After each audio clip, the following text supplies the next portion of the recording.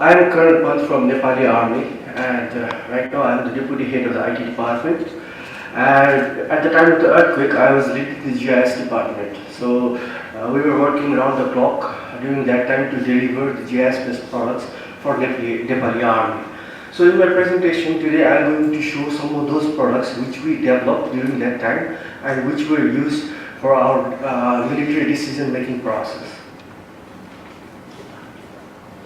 So the role of the GIS unit was to conduct various activities, and I have listed some of them here. First, the damage assessment, preparation of maps, delivery of GIS-based products, acquire data from different sources, manage information systems, basically the information that we obtain from our ground, and update the information and present them on the map-based products.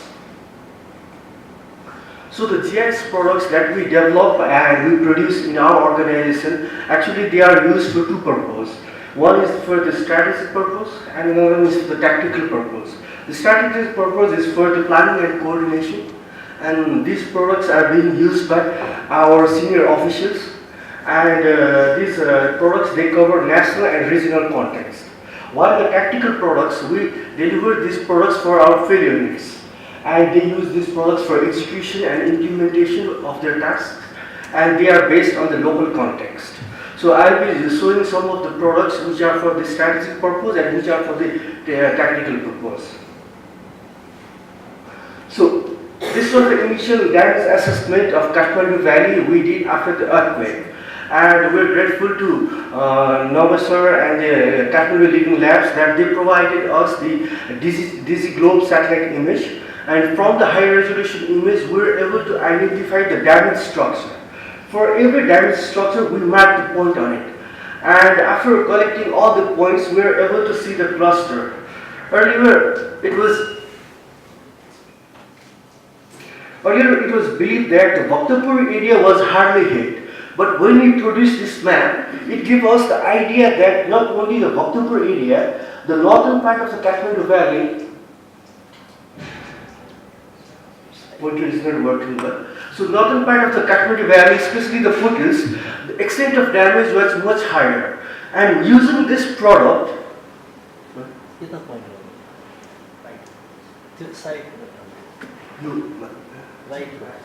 okay.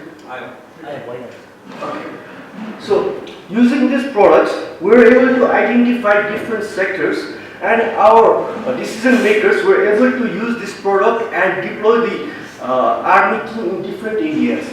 So this product was actually used for the strategic purpose, but later it was used by the tactical teams to identify different sectors, and they deployed according to the sectors, not like this, but according to the deployment of Nepalese army. And this is the damage assessment based on the data we got from the field. And here we identified on the basis of the VDCs which were hit by the earthquake, and those were the classification is done as shown on the map. So this is the strategic product that we developed for our decision makers. And of course, the consequences of earthquake is it's not just one hazard; it's a multi-hazard environment. So in that context, we prepared other hazard maps, and like this one is the landslide. The first one is about the landslide in Rasuwa district, where we plotted all the landslide that we got information from the field. And the second one is about the count of the landslide in different districts. So these are the two. The first one is the topmost one is the tactical product, and second one is the strategic product. And this one is about the glacier lakes, that where they were and their condition, and we used data from the EC mode, and we plotted them and tried to understand how was the situation of glacier lakes at that time. And this was the roadblocks, the information we got from our field units, and we managed the information system, and based on that we produced the roadblock map data, and which was used for different planning and coordination purposes.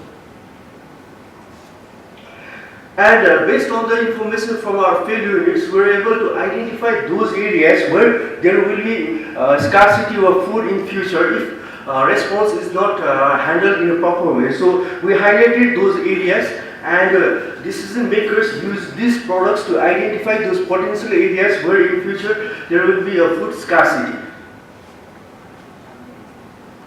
And for the main supply routes, especially for the transportation, these kinds of maps were produced, and which showed about the use of the local transport if possible via the roads, otherwise use of the aerial transportation. So for every affected districts, these kinds of products were developed and were used for decision making.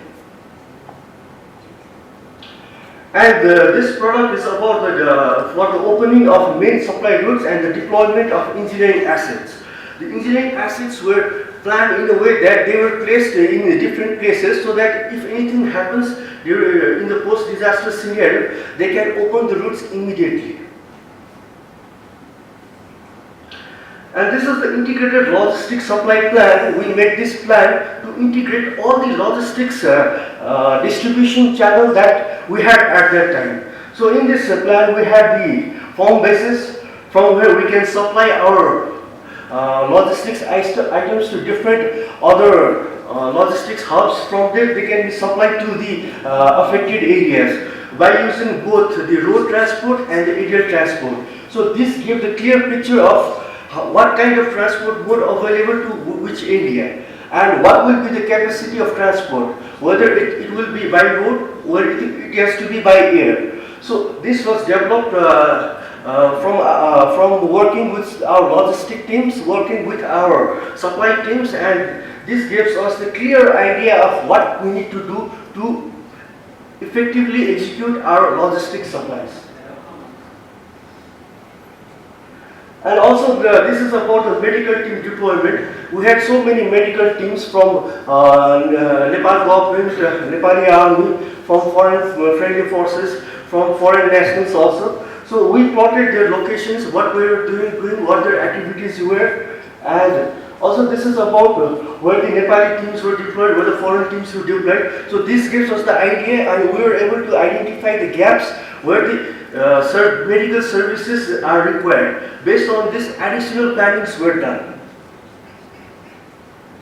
So this is about the deployment of Nepali army. Actually, Nepali army was deployed in different 4 phases. So every phases and every day we used to map the location and get the idea of which area they have covered, where are the areas that still Nepali army they need to be deployed. So this gave us the idea about the gaps in the field and the progress that have been made for the response works. So these were the relocations plans that we made based on the information from our field units. Our field units identified those villages which were vulnerable after the earthquake. So they had to be resettled to another location. So they gave us all the information about the number of villages they were residing there and the area that were affected. So we plotted them on the GIS-based products to show which are the area in the different districts they need the relocation. And this was about the sad incident that had happened in Sindhupalchok in Dolakha. Actually, the American helicopter which went missing during that rescue operation. And from the various sources, we were trying to identify where that helicopter was missing. Some locals reported smoke in some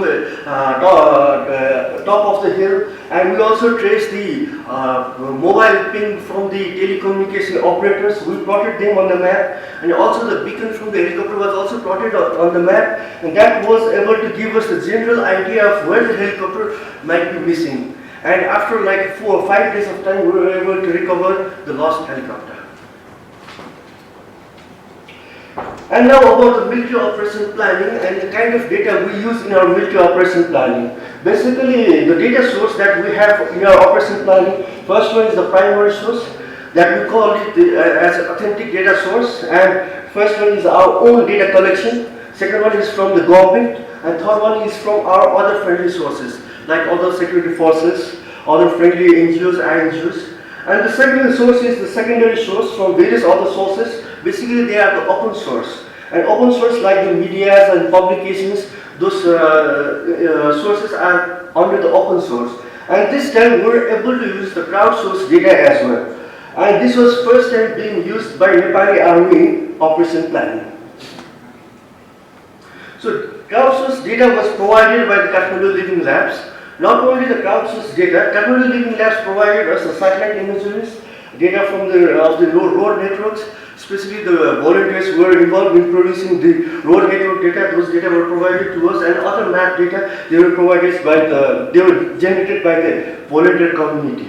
And especially the crowdsourced data, which was made available in spreadsheet format, and this data was organized, categorized, and with the geolocation, there was latitude, longitude explicitly mentioned on the data, and data was ready to use in any GIS-based products, and it's been verified one label by Kathmandu Living Labs, and with the contact details as well. So this was the example of the spreadsheet that were provided to us, and we were able to use this spreadsheet in our mapping products.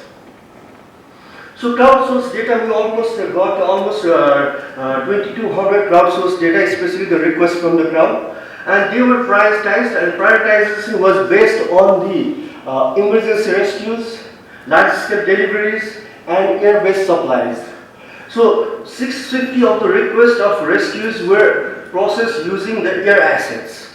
So when we received the data in our operational planning, and we first categorized the data based on the priority, and those requests which required emergency evacuations, medical supports, especially we using the helicopter assets, they were being requested processed immediately.